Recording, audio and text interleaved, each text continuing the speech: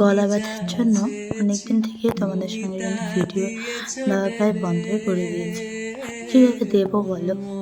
যখন আমি voice cover করতে যাই তখন যদি আমার গলাটাই না ওঠে, তাহলে আমি ভিডিও দেবোটা কীভাবে? যার জন্য রিচ কিন্তু প্রচুর ডাউন হয়ে গেছে আমার। তো যাই হোক, হ্যালো বন্ধুরা, welcome back to my page and channel. তো সবাই কেমন আছো? আশা করি সবাই খুব ভালো আছো। আর এই গরমে কার কার আমার মতন গলা নিয়ে প্রবলেম শুরু হয়েছে একটু কমেন্ট করো তো। আমার তো ভীষণ প্রবলেম। আশা করি তোমরা ভয়েস শুনে টেরই পাচ্ছ। এর আগে কিন্তু আমি যেদিন লাইভ করেছিলাম সেদিনও গলার কন্ডিশন একটু ভালো ছিল, তারপরে আবার বীভৎসভাবে খারাপ হয়ে যায়। তো যাই হোক, গলা ব্যথা হলেও এবার ঠিক করে নিয়েছি যে রেগুলার আমি যাই করি তার কিছু ছোট্ট ছোট্ট ক্লিপস নিয়ে 3 মিনিটের হলেও ভিডিও শেয়ার করব। আর আজকে এরকম করতে করতে কিন্তু প্রায় 6 মিনিটের একটা ভিডিও তোমাদের সঙ্গে শেয়ার করতে চলেছি। তো আজকে আমি আছি বাপের বাড়িতে। সবার প্রথমে আমি আমার হেয়ারটাকে ঠিকঠাক করে নিলাম। তো হেয়ারটাকে ঠিক করার পরেই হাতে দেখছি কিছু একটা অভ্র টাইপের কিছু পড়ে আছে। তো বুঝতে পারলাম না জিনিসটা কি। যাই হোক, এবার আমার কিন্তু স্নান কিন্তু আগেই শেষ, বুঝতে পারছো? আমি সবার লাস্টে হচ্ছে ফেসের ট্রিটমেন্ট করি। তো আমি স্নান-টান করে হেয়ার ভালো করে বান করে এরপরে আমি হচ্ছে ফেস ওয়াশ করছি। তো আর আমি ঘরের বাইরে যাওয়ার প্যারা নিলাম না। ঘরের মধ্যেই বোতলে আমাদের খাওয়ার জল একটু ছিল, ওটাই নিয়ে মুখে দিয়ে আমি একটু রাব করতে থাকি। যেহেতু ওখানে সামনে মিরর আছে, মিরর দেখে আমার ফেসে রাব করতে একটু সুবিধা হয়। তো যাই হোক, বাপের বাড়িতে আসলে এরকম অদ্ভুত অদ্ভুত খেয়াল আশা করি সব মেয়েরই জাগে। ঠিক সেভাবে আমারও জেগেছে। তো এখন কথা না বাড়িয়ে ফেসটা ওয়াশ করে আসলাম। তো মুখটা ধুয়ে আসার পরে দেখো কি সুন্দর ক্লিন করছেন। তো এই ক্লিন কিন্তু বেশিক্ষণ থাকবে না। কারণ কেন থাকবে না, তোমরা পুরো ভিডিওটা দেখো বুঝতেই পারবে। আসলে টাইটেল তো দিয়েই দিয়েছি, ওটা দেখে তো বুঝতেই পেরেছো। আসলে আজকে আমি যতটা এক্সাইটেড ততটা নার্ভাসও ফিল করছি প্রথমে। তাই নিজেকে আমি নার্ভাসনেসটা দূর করার জন্য নিজেকে একটু এরকম করে জাস্ট ট্রিম করছি। আমার যখন কোনো জিনিসে নার্ভাস লাগে তখন আমি আগে এরকমই করি। তো আজকে যে কাজটা সেটা হচ্ছে আমার ছেলের হচ্ছে 4 বছর চলছে। তো 4 বছর ধরে আমি কাজটা করি না। ও যখন আসে আমার জীবনে তখন ও প্রায় খুবই ছোট থাকে। আর তোমরা সবাই জানো স্ট্রেটনিং করলে ওখানে লেগেই থাকতে হয় প্রায় 5-6 ঘন্টা ধরে।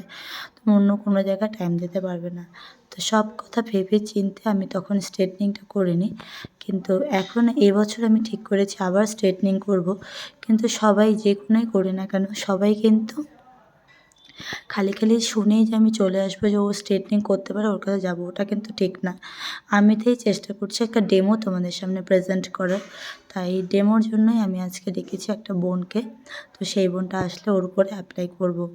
তো আজকে তার আর একটা জিনিস ঘটলো দেখো। আমার এই জিনিসটা সব সময় ঘটে। আমি যতই সাবধানে চেষ্টা করি যে সিঁদুর যেন না লাগে, তো তার সত্ত্বেও দেখো সিঁদুর কিন্তু ছড়াই গেল। তো যাই হোক, যা হওয়ার হয়েছে। ছেলে এদিকে দেখছি অনেকগুলো চকলেটস খেয়ে কিছু চকলেটস রেখে দিয়েছে। আমি উপরে চকলেটসটাকে এদিকে একটা ফয়েল পেপারের মধ্যে মুড়ে রাখলাম। আর বিছানায় যেটা পড়েছিল ওটাকে আমি ঝাড়ু দিয়ে পরে ঝেড়ে রাখলাম। আর এটা হলো আমার বাবার বাড়িতে। আমি সেই মেয়েবেলার থেকে এখন পর্যন্ত বলতে গেলে এটা আমার পার্সোনাল বেডরুম হয়ে গেছে। তো এই হলো আমাদের মডেল। অনেক দেরি করে আসছে এরা আজকে। আমি আসতে বলেছিলাম 10টার দিকে, যাতে তাড়াতাড়ি এদের বাড়ি পাঠাতে পারি, কিন্তু এরা এসে পড়ে 1:30টার দিকে। তো যাই হোক, দেরি হতেই পারে, মানুষ মাত্রই তো দেরি হয়। তো এরপরে হচ্ছে আমি ওর হেয়ার ট্রিটমেন্ট শুরু করে দিই। তো সবটা আমার ক্যামেরাবন্দি করা হয়নি, মাঝখানে কারেন্ট চলে গেছিলো। আর এদিকে আমার ফোন ছিল হচ্ছে আমার ছেলের কাছে। তো যাই হোক, ওর ফেয়ারটা যেহেতু আগে থেকেই হেনা কোটেড ছিল, তো যার জন্য একটু প্রবলেম হচ্ছিলো, কিন্তু ওটা পরে আমি ম্যানেজ করে নিয়েছি। আর তোমাদের সঙ্গে এখন রেজাল্টটা শেয়ার করার পালা। তোমাদের কেমন লাগছে রেজাল্টটা তোমরা কিন্তু জানাতে ভুলো না। তো চলো এবার রেজাল্টটা আমি তোমাদের দেখিয়েই দিই। তো এদিকে দেখো অর্ধেক কিন্তু এখানে রেজাল্ট তোমাদের সামনে শো করেই নিলাম।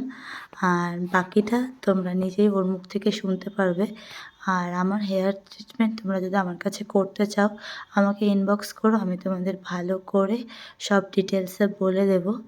আর আজকে গলা ব্যথার জন্য বেশি কিছু কথাও বলতে পারছি না, শুধু যতটুকু আমি করেছি ততটুকুই তোমাদের সামনে শেয়ার করলাম, এই কারণে যে তোমরা আমাকে বিশ্বাস করতে পারো।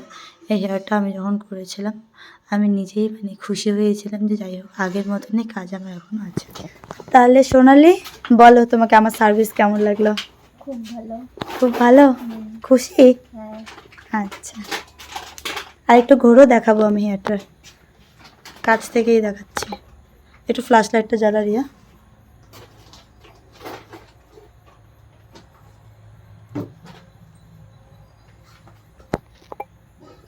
ওর এই যে আগে যে হেনা করছিল না, হেনার কালারটা এখন আবার ভাসছে, দেখ ভিডিওতে বোঝা যাচ্ছে।